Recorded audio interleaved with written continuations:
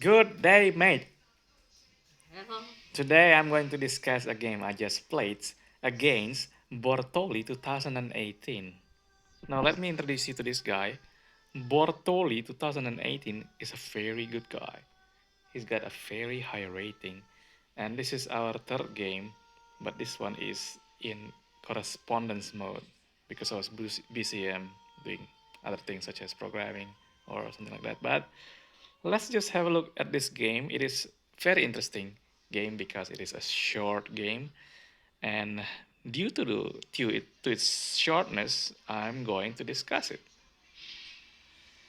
Now, this game only has 12 moves in total, and I was playing as white and Bortoli 2018, which apparently is from Brazil, even though the name is actually from Italia.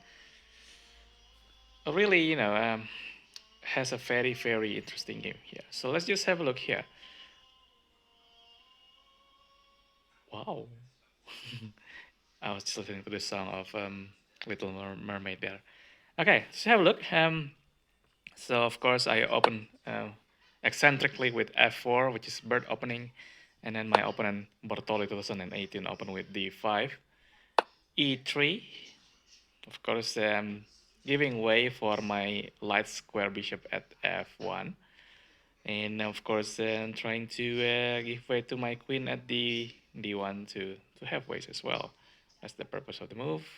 Now knight C6 was moved by Bortoli, of course developing the pieces and everything, which is fantastic.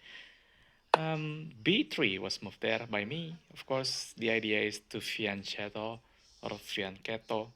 I think it's fianchetto. Not sure how to spell or pronounce it, but it's fianchetto. My dark square bishop at C1, so it can move to B2, for example. Um, Now, this is the move that is interesting. F6 was moved by Bertolli 2018. I suppose it's a preemptive move in case I have to move my bishop to B2, bishop to B2, and maybe he's trying or she's trying to, um, I don't know, maybe advance the pawn at E5 later on, or maybe just trying to protect um, the square at G7, or I'm not really sure what. But at the same time, by moving this move, there is weakness that's happening. There is a king there.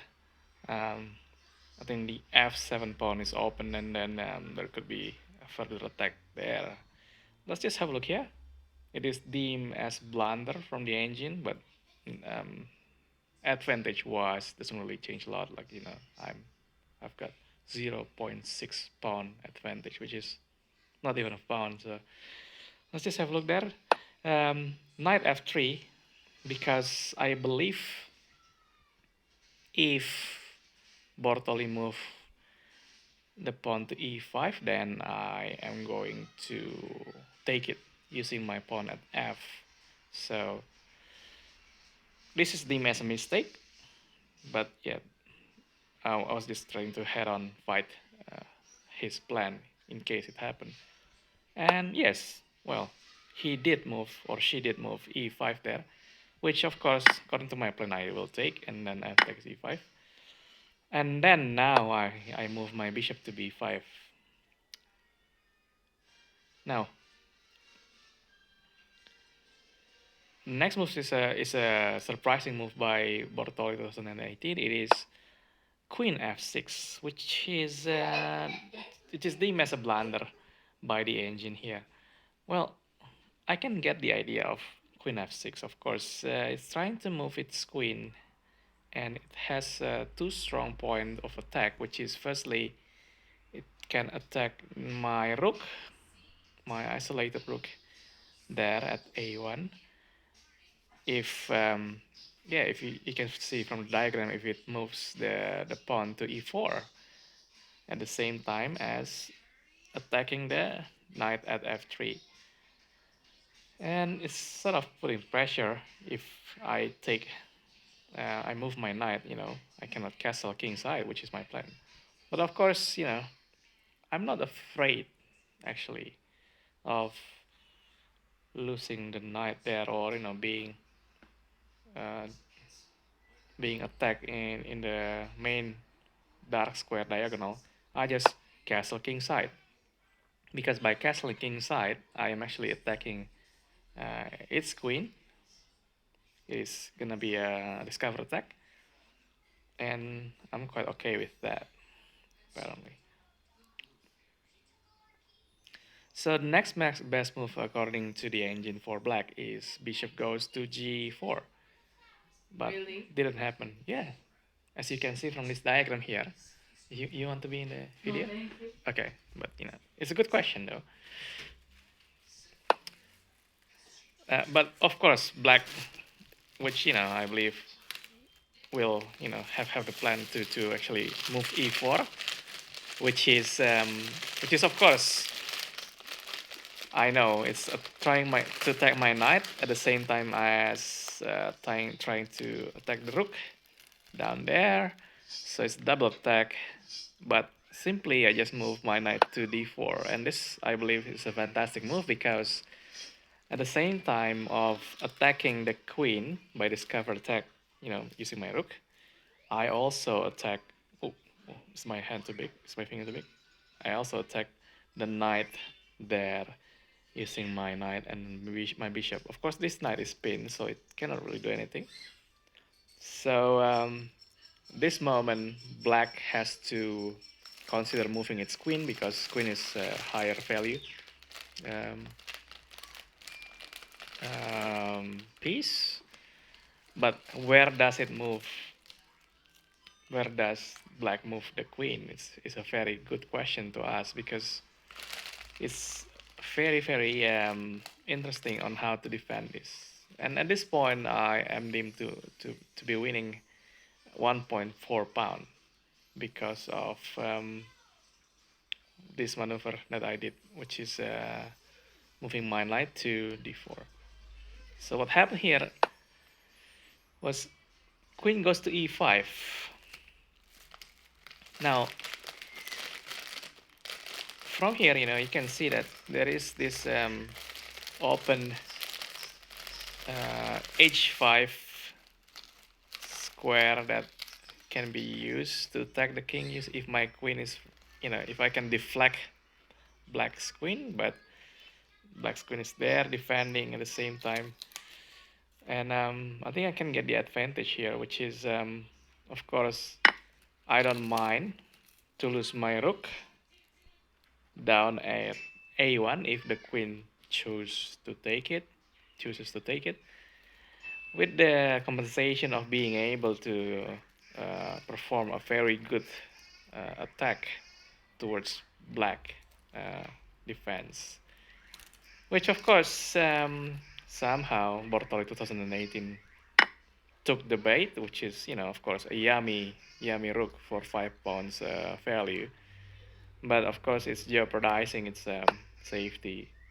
So what I did was I moved my queen. It's actually a checkmate in 10 move.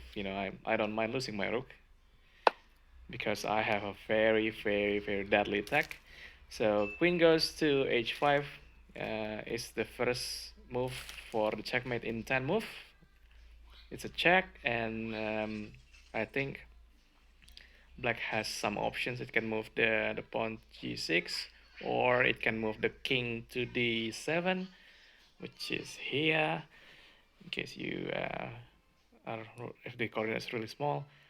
But of course, black has to choose. Black chose to move g6, and my queen took d5. And of course, it's a checkmate in 8 moves, so it's still still going. And there is no other move actually here. Black has to sacrifice its queen.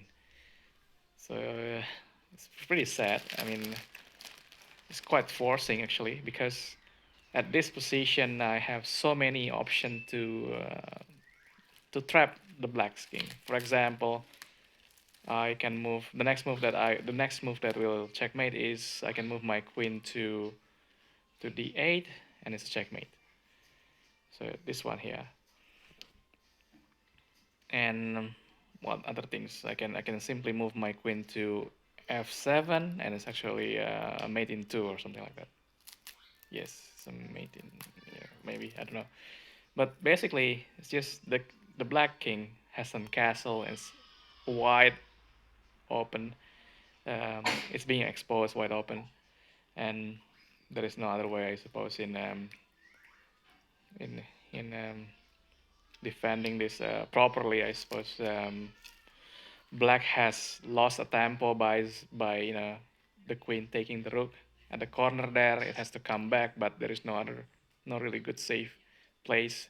Should the queen go back to g7, I still can checkmate black at c8. So it's really a good sacrifice, I suppose, that I did, and somehow black took it. So yeah, it's too bad. Um, if black's not that greedy, I suppose I can, just fight some more or, get a more decent fight.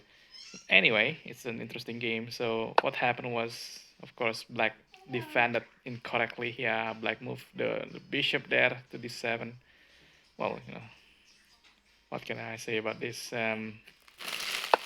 Queen f7 checkmate. So that's the end of the game, and I feel that is a very very good example of giving away material or sacrificing uh, your one of the biggest major piece, which is the rook, just to deflect the opponent's defense at the same time as launching a checkmating attack in order to win the game. And thank you so much, bortoli2018. I enjoyed the game, and I hope I'll see you later. See you later.